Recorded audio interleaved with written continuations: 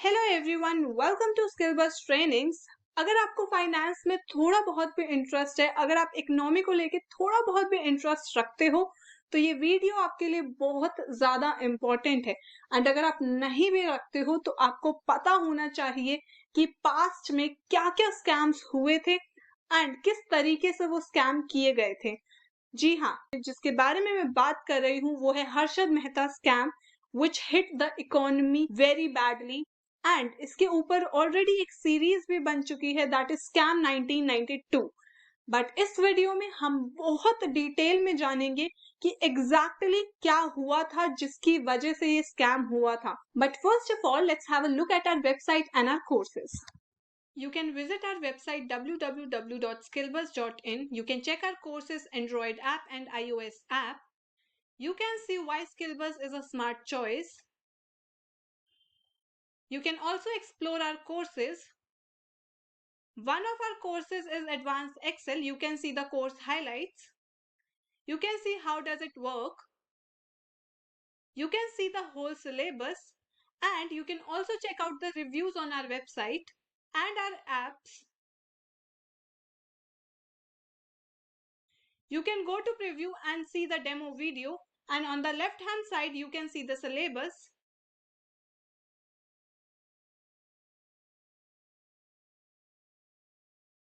To buy the course you can click on buy now and you can purchase the course. One of our course is resume and interview training, which is for free, and one of our very important course is business communication, which is a must course for everyone. You can visit our website www.skillbus.in for more information. Now let's understand what exactly happened in Harshad Mehta scam. This scam was exposed in 1992, but now let's understand what exactly happened. So this is government. अब हमें पता है कि government को time to time पैसे की requirement पड़ती है। अब गवर्नमेंट अपने पैसे की रिक्वायरमेंट कहाँ से फुलफिल करेगा? तो उसके लिए वो गवर्नमेंट सिक्योरिटीज निकालता है, या जिसे हम गवर्नमेंट बॉन्ड्स भी कहते हैं। इस गवर्नमेंट बॉन्ड्स को लोग खरीद सकते हैं। अब गवर्नमेंट जब ये सिक्योरिटी बॉन्ड्स निकालते हैं, लोग इसे परचेज करते हैं, एंड इस गवर्नमेंट सिक्योरिटी बॉन्ड की कुछ मेच्योरिटी होता है, कुछ पीरियड होता है। जैसे हम अपनी एफडी बनवाते हैं, दैट इज फिक्स डिपॉजिट बनवाते हैं, तो उस फिक्स डिपॉजिट का भी कुछ टाइम पीरियड होता है, दैट आपको 1 साल के लिए रखना है, 2 साल के लिए रखना है। गवर्नमेंट सिक्योरिटीज का जो मेच्योरिटी पीरियड होता है वो कंपैरेटिवली कम होता है। अब ये कोई भी खरीद सकता है, आप भी खरीद सकते हो इस गवर्नमेंट सिक्योरिटीज को या बॉन्ड्स को। Now government issue these government securities and bonds ताकि वो अपने पैसे की रिक्वायरमेंट फुलफिल कर पाए जो उनको बेसिकली चाहिए। नाउ आप इन गवर्नमेंट सिक्योरिटीज को खरीद सकते हो, और banks have to invest in government securities. मतलब बैंक्स को अपना कुछ पोर्शन गवर्नमेंट सिक्योरिटीज में इन्वेस्ट करना पड़ता है, बैंक्स के लिए कंपल्शन होता है। तो बैंक्स अपने पैसे गवर्नमेंट को दे देते हैं for government securities, and banks को मिल जाती है government securities, that means government bonds. Now if you want to understand more about what are bonds, you can comment down. I can make a separate video on bonds, how you can buy bonds. I can make a video on that as well, but in this video we will not go in the detail of bonds. Now this scam was related to government bonds, government securities. But first of all, let's understand the life of Harshad Mehta. So Harshad Mehta's story was more like a rag to riches. उन्होंने अपना career शुरू किया था as a stock broker in a firm to understand stock market. उन्हें बहुत पहले से ही stock market में बहुत ज्यादा इंटरेस्ट था, इसलिए उन्होंने स्टॉक मार्केट को और जानने के लिए एक फर्म में स्टॉक ब्रोकर का काम किया। कुछ टाइम बाद उन्होंने अपनी खुद की एक फर्म बना ली जिसका नाम था ग्रो मोर। ये फर्म उन्होंने बनाई थी 1984 में। After this he tried his luck in money market.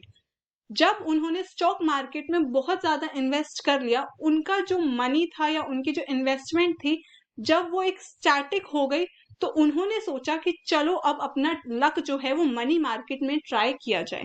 अगर आप मनी मार्केट को लेके और डिटेल में जानना चाहते हो या मनी मार्केट के इंस्ट्रूमेंट्स या मनी मार्केट में आप कैसे इन्वेस्ट कर सकते हो, इसके बारे में अगर आपको डिटेल चाहिए तो उसके लिए मैं एक सेपरेट वीडियो बना सकती हूँ, बट आपको कमेंट करके मुझे बताना होगा कि क्या आप मनी मार्केट के बारे में जानने में इंटरेस्टेड है या नहीं है। नाउ हम कहां पर थे कि हर्षद मेहता ने अपना लक मनी मार्केट में ट्राई करना शुरू किया। अब यहाँ पर मनी मार्केट में बहुत ज्यादा रेप्यूटेड इंस्टीट्यूशंस होते हैं, जैसे कि बैंक्स एंड बहुत बड़ी बड़ी कंपनीज ही मनी मार्केट में होती है। नाउ इस टाइम पर जब हर्षद मेहता ने अपना लक ट्राई किया था मनी मार्केट में, उस टाइम लिबरलाइजेशन हो रहा था इंडियन इकोनॉमी का। अब कुछ बैंक्स के पास जो होता था वो बहुत ज्यादा पैसा होता था, मतलब जो बड़े बड़े बैंक्स होते थे उनके पास बहुत ज्यादा पैसा पड़ा रहता था even after maintaining their SLR। अब उन्हें नहीं समझ में आता था कि वो इस लोन का क्या करे, and according to the government policies और RBI बैंक्स को अलाउड नहीं था कि वो स्टॉक मार्केट में इन्वेस्ट कर सके। तो उनका जो पैसा था, उनका जो मनी था, वो बैंक में वेस्ट हो रहा था, मतलब वो इन्वेस्ट नहीं हो रहा था। तो वो बैंक में जंग लग रही थी उन पैसों को, वो एक तरीके से सिर्फ पड़े हुए थे, ना उनमें इन्वेस्टमेंट हो रही थी, ना वो पैसे बढ़ रहे थे, तो वो सिर्फ बैंक में पड़े हुए थे, जो चीज बैंक्स को नहीं पसंद थी। तो इसीलिए उन्होंने एक तरीका निकाला that they decided to give their excess amount as loan to other banks. उन्होंने सोचा कि ये जो ज्यादा पैसा या जो एक्सेस अमाउंट हमारे पास पड़ी हुई है, ये हम दूसरे बैंक्स को जिनको पैसे की रिक्वायरमेंट है उन्हें एज अ लोन दे सकते हैं। इसे हम RFD कहते हैं। Now RFD is a secured short term loan from one bank to another against a collateral. Collateral क्या होता है, जैसे कि अगर आप बैंक के पास जाओ और बोलो कि मुझे 10 लाख रुपए का लोन चाहिए, तो क्या बैंक आपको 10 लाख रुपए का लोन यूं ही दे देगा बिना कुछ प्रूफ के कि आप वो रिटर्न करने लायक हो भी या नहीं? तो उस प्रूफ के अगेंस्ट आपको कोलेटरल देना पड़ता है कि आपको या तो ये दिखाना पड़ता है कि आपकी ये सैलरी आती है जो कि ऑलरेडी 3 साल से आ रही है, तो आप ये अमाउंट उन्हें रिटर्न कर सकते हो, या बहुत सारे केसेस में प्रॉपर्टी पेपर्स रिक्वायर्ड हो जाते हैं। तो RFD के लिए भी एक हमें कोलेटरल देना होता है। तो जो दूसरा बैंक है जिसे मनी की रिक्वायरमेंट होती है, वो as a collateral government bonds दे देते हैं। वो कहते हैं आप मुझसे गवर्नमेंट बॉन्ड ले लो और आप मुझे पैसे दे दो, मतलब आप मुझसे जो गवर्नमेंट सिक्योरिटीज मैंने गवर्नमेंट से खरीदी हुई हैं वो आप ले लो कुछ टाइम के लिए, और मुझे कुछ टाइम के लिए लोन दे दो बिकॉज मुझे मनी की रिक्वायरमेंट है। इस डील को हम RFD डील बोलते हैं, जिसकी फुल फॉर्म है रेडी फॉरवर्ड डील्स। नाउ अब हम रेडी फॉरवर्ड डील समझेंगे। तो this is bank 1 and this is bank 2, इन दोनों के बीच में RFD डील हो गई है। अब बैंक 1 कहेगा कि okay I am ready to give you the loan but against a collateral. तो एज अ कोलेटरल वो क्या करता है, वो गवर्नमेंट सिक्योरिटीज बैंक 2 से मांगता है। तो बैंक 2 क्या करता है, बैंक 1 को अपनी सिक्योरिटीज दे देता है एंड बैंक 1 इसके रिटर्न में बैंक 2 को पैसे दे देता है, मतलब लोन दे देता है। नाउ ये जो गवर्नमेंट सिक्योरिटीज है ये इस तरीके से ट्रांसफर नहीं की जाती है कि बैंक 2 अपनी गवर्नमेंट सिक्योरिटीज फिजिकली ट्रांसफर कर देता है बैंक 1 को। यहाँ पर होता क्या है, बैंक 2 एक बैंक रिसिप्ट देता है बैंक 1 को, rather than giving the security। वो एक BR इशू कर देता था कि ठीक है अब आप मेरे जो बॉन्ड्स है वो आपके हुए हैं, तो आपको मैं ऐसी एक बैंक रिसिप्ट बना के दे रहा हूं कि ठीक है अब मेरे सिक्योरिटीज आपके हुए, अब आप मुझे इसके रिटर्न में पैसे दे दो। अब 15 दिन बाद क्या होता था, क्योंकि ये जो RFD डील होती है ये बहुत शॉर्ट टर्म लोन की डील होती है, तो 15 दिनों बाद वापस देने पड़ते थे पैसे। तो अब क्या होता था, बैंक 1 बैंक 2 को उसकी BR वापस कर देता था एंड बैंक 2 बैंक 1 को उसके पैसे वापस कर देता था। बट ये जो RFD डील होती थी ये दो बैंक्स के बीच में डायरेक्टली नहीं होती थी, इसके बीच में होता था एक ब्रोकर। ये ब्रोकर जो था वो काम करता था कि वो बैंक 1 के पास जाता था और कहता था कि क्या आपको अपने पैसे लोन पर देने हैं, और ये बैंक 2 के पास जाता था कि क्या आपको लोन चाहिए, तो ये ब्रोकर का काम करता था for buying and selling of securities. ये बैंक 2 के पास जाता था कि आप अपनी सिक्योरिटी सेल कर दो, इसके रिटर्न में आपको पैसे मिलेंगे। और ये बैंक 1 के पास जाता था और कहता था आप सिक्योरिटीज ले लो एंड लोन अमाउंट दे दो ताकि आपको उसके ऊपर कुछ इंटरेस्ट मिल जाए। अब क्योंकि ये ब्रोकर बीच में इन दोनों के बीच में डील करता था, अब ये ब्रोकर जो था Harshad Mehta was also a broker, because Harshad Mehta stock market की वजह से बहुत ज्यादा फेमस हो चुका था, तो बैंक्स को बहुत ट्रस्ट था हर्षद मेहता पे। बट उसने क्या सोचा, उसने सोचा कि अगर वो बैंक्स को कुछ इस तरीके से कन्विंस कर ले कि जो पैसा है वो बैंक 2 ब्रोकर के नाम पे दे दे, rather than giving it on the name of bank 1, वो चेक ब्रोकर के नाम पे देता था। मतलब बैंक 2 चेक बैंक 1 के नाम पे ना देकर ब्रोकर के नाम पे, मतलब हर्षद मेहता के नाम पर दे देता था।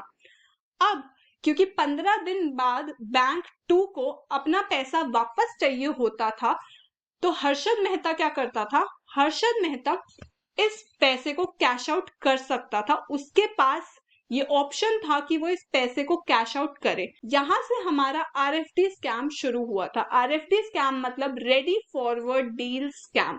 अब रेडी फॉरवर्ड डील स्कैम में हुआ क्या, it was not allowed to issue a cheque on the name of broker, but यहाँ पर बैंक्स को हर्षद मेहता ने कन्विंस कर लिया था कि आप चेक मेरे नाम पर इशू कर दो, एंड यहाँ से RFD scam that means ready forward deal scam शुरू हो चुका था।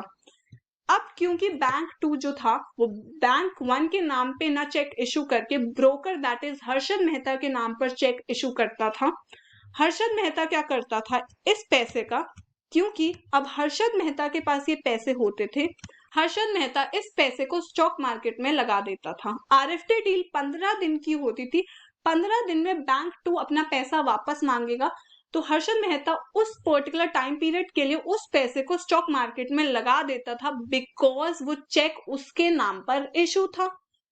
अब इसी तरीके से हर्षद मेहता ने स्टॉक मार्केट में पैसा लगाना शुरू कर दिया। उस टाइम पर कंपनी एसीसी लिमिटेड का शेयर सिर्फ 200 रुपए का था, 200 रुपए पर शेयर का, लेकिन हर्षद मेहता ने इस कंपनी का प्राइस बहुत ही फेक तरीके से बढ़ाने की कोशिश की, क्योंकि मार्केट में इसकी वैल्यू इतनी नहीं बढ़ रही थी, लेकिन हर्षद मेहता जो बैंक पैसा मिल रहा था उसे यहाँ लगाए जा रहा था, जिसकी वजह से ये प्राइस इंक्रीज हुआ। ये नेचुरल इंक्रीज नहीं था, ये एक फेक इंक्रीज किया गया था। नाउ एसीसी लिमिटेड का प्राइस 200 रुपए पर शेयर से 9,000 रुपए पर शेयर हो गया था सिर्फ 3 महीने में, क्योंकि हर्षद मेहता बैंक से पैसा उठा के एसीसी में लगा रहा था, एंड इसी तरीके से वो और भी बहुत सारी कंपनीज में पैसा लगा रहा था, जिसकी वजह से स्टॉक मार्केट बहुत ज्यादा बुलिश हो गई थी। लोगों ने ऐसा मानना शुरू कर दिया था कि हर्षद मेहता जिस स्टॉक में पैसा लगाता है उस स्टॉक का प्राइस बढ़ जाता है, दैट मीन्स हर्षद मेहता को बिग बुल का नाम से बुलाने लगे थे। बिग बुल क्यों, क्योंकि बुल जो है जब भी मार्केट बुलिश होती है दैट मीन्स मार्केट बढ़ रही है, स्टॉक मार्केट बढ़ रही थी, तो बुलिश उसे बोला जाता था, उसे बिग बुल बोला जाता था, एंड उसकी वजह से स्टॉक मार्केट बहुत तेजी से बढ़ रही थी। आप देख सकते हो जैसे एसीसी लिमिटेड का भी शेयर 200 से 9,000 हो गया था। नाउ 15 दिन बाद बैंक 2 कहता था मेरा पैसा मुझे वापस करो, बैंक 2 क्या कहता था, मेरा पैसा मुझे वापस करो। तो हर्षद मेहता क्या करता था, ही sold his shares at high prices, वो अपने शेयर्स को हाई प्राइसेस पर बेच देता था एंड बैंक को उसका पैसा रिटर्न कर देता था। He return the money to banks. But उसके बाद क्या हुआ, उसके बाद उसने शुरू किया फेक बीआर का स्कैम, मतलब उसने फेक बैंक रिसिप्ट बनवानी शुरू कर दी। उसने कुछ बैंक से जो कि छोटे बैंक थे उनसे बात की कि प्लीज आप मुझे फेक बीआर बना के दे दो, तो कुछ बैंक्स ने उसे फेक बीआर बना के दे दी।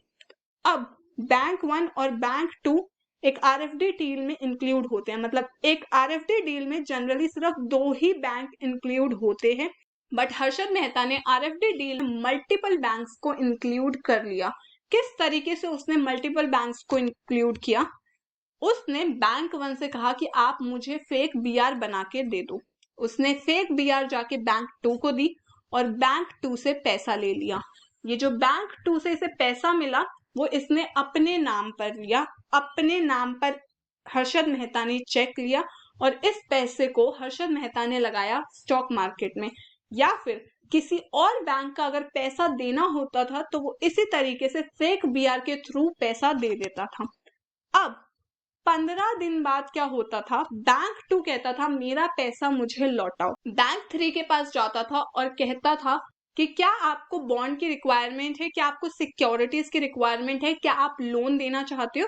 तो बैंक 3 फेक बीआर, जो उन्हें नहीं पता थी कि फेक बीआर है, लेकिन वो बीआर लेते थे बिकॉज बैंक रिसिप्ट ही एक प्रूफ होता था आरएफडी डील्स का। तो बैंक 3 बीआर लेता था और हर्षद मेहता को पैसे दे देता था। हर्षद मेहता उस पैसे को जाके बैंक 2 को दे देता था। अब 15 दिन बाद फिर से बैंक 3 कहता है कि मुझे मेरा पैसा वापस करो। तो अब हर्षद मेहता क्या करता था? वो बैंक 4 के पास जाता था और बैंक 4 से कहता था क्या आपको सिक्योरिटीज चाहिए, क्या आप अपना एक्सेस अमाउंट ऑफ लोन देना चाहते हो ताकि आपको उस पर इंटरेस्ट मिले? तो बैंक 4 क्या करता था? बैंक 4 को वो फेक बीआर दे देता था और उसकी जगह जो पैसे मिलते थे वो बैंक 3 को लौटा देता था। इसी तरीके से प्रोसेस चलता जाता था और वो इसमें मल्टीपल बैंक्स को इंक्लूड कर चुका था। मतलब जहां पर एक आरएफडी डील में सिर्फ 2 बैंक्स इंक्लूड होने चाहिए थे, हर्षद मेहता ने उसके ही अंदर बहुत सारे मल्टीपल बैंक्स को इंक्लूड कर दिया था। और यहीं पर उसने बैंक रिसिप्ट का स्कैम भी किया जहां पर उसने फेक बीआर बनाई। नाउ एंड उसके बाद क्या होता था? जब प्राइसेस स्टॉक का बहुत ज्यादा बढ़ जाता था वो अपने शेयर्स हाई प्राइसेस पर बेच देता था एंड बैंक्स को उनका पैसा लौटा देता था और उसके बाद वो फेक बीआर रिमूव कर देता था। वो क्या करता था? मार्केट में से फेक बीआर रिमूव कर देता था। अब क्या हुआ कि 2001 में मार्केट जो थी वो थोड़ी सी बियरिश हो गई। बियरिश मार्केट क्या होता है कि मार्केट थोड़ी गिरने लगी, मार्केट का ट्रेंड गिरा, प्राइसेस गिरने लगे स्टॉक के, तो वो बैंक के पैसे वापस नहीं कर पाया। इसके अंदर अगर आपने स्कैम 1992 देखा है तो आपको पता है कि एसबीआई का वो पैसा नहीं लौटा पा रहा था क्योंकि मार्केट बियरिश हो गई थी, मार्केट का प्राइस गिर रहा था, तो वो अपने स्टॉक्स भी नहीं बेच पा रहा था क्योंकि मार्केट का प्राइस गिर रहा था और वो लॉस में स्टॉक्स नहीं बेचना चाहता था। इस वजह से वो एसबीआई का पैसा नहीं लौटा पा रहा था। देन ही asked for some time to return the money. उसने कुछ टाइम मांगा कि मैं आपका पैसा लौटा दूंगा, मुझे कुछ टाइम दो। इसके बाद वो दूसरे बैंक में गया एंड उस बैंक से पैसा लेके उसने एसबीआई को पैसा लौटा दिया। एक रिपोर्टर थी सुचेता दलाल जिन्हें इस बारे में पता चल गया कि इस टाइप की इरेगुलरिटीज बैंकिंग सिस्टम में हो रही है और एसबीआई के साथ हर्षद मेहता का कुछ इस तरीके का सिनेरियो हुआ है।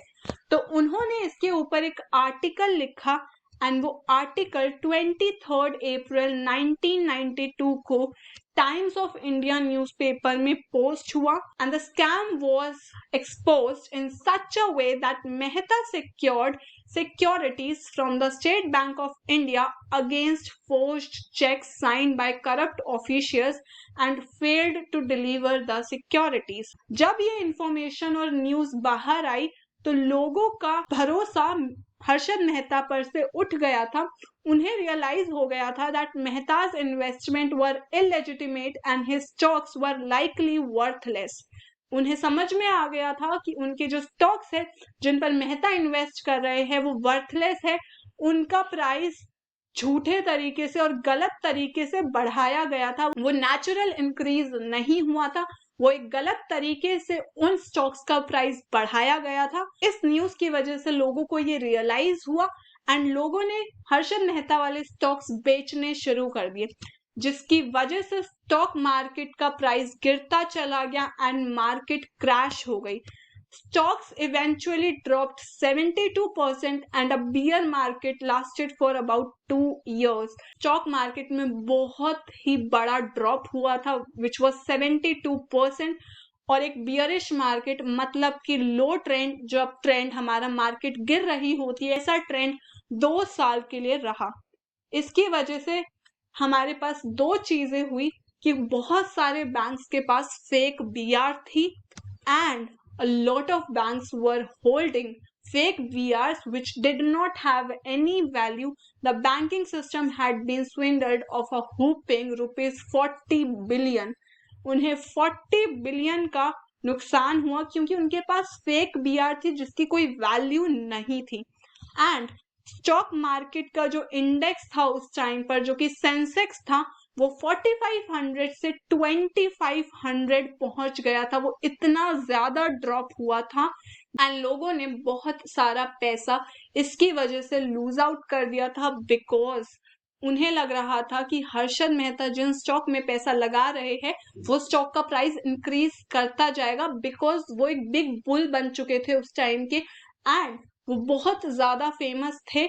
इस वजह से लोगों को, जिन्हें स्टॉक मार्केट की नॉलेज भी नहीं थी, वो भी सिर्फ ये देख करके ट्रेंड बढ़ रहा है कुछ कंपनीज का, वो पैसा इन्वेस्ट कर देते थे विदाउट एनी नॉलेज। तो इस पूरे स्कैम से हमें सिर्फ एक ही लर्निंग मिली है कि अगर स्टॉक मार्केट इस तरीके से राइज कर रही है या कुछ कंपनी, मान लीजिए जो 200 से 9000 शेयर पर एसीसी पहुंच गया था, इस तरीके से अगर कोई कंपनी राइज दिखा रही है तो आपको कंपनी का बैकग्राउंड चेक करना है। आपको विदाउट नॉलेज जो है किसी भी स्टॉक मार्केट में या किसी भी कंपनी में इन्वेस्ट नहीं करना है विदाउट नॉलेज। उस टाइम पर बहुत सारे लोग थे जिन्हें जीरो नॉलेज थी, बट बिकॉज हर्षद मेहता उस टाइम का बिग बुल था और बहुत ही फेमस पर्सनालिटी था, लोगों ने जो स्टॉक पे वो इन्वेस्ट करता था उस स्टॉक पर अंधाधुन इन्वेस्ट करना शुरू कर दिया। बट आपको ये लर्निंग हमेशा के लिए रखनी है कि आपको कंपनी का बैकग्राउंड चेक करना है before investing in any company. And इसी के साथ हमने अपना आज समझ लिया है हर्षद मेहता स्कैम, इसमें एग्जैक्टली क्या हुआ था।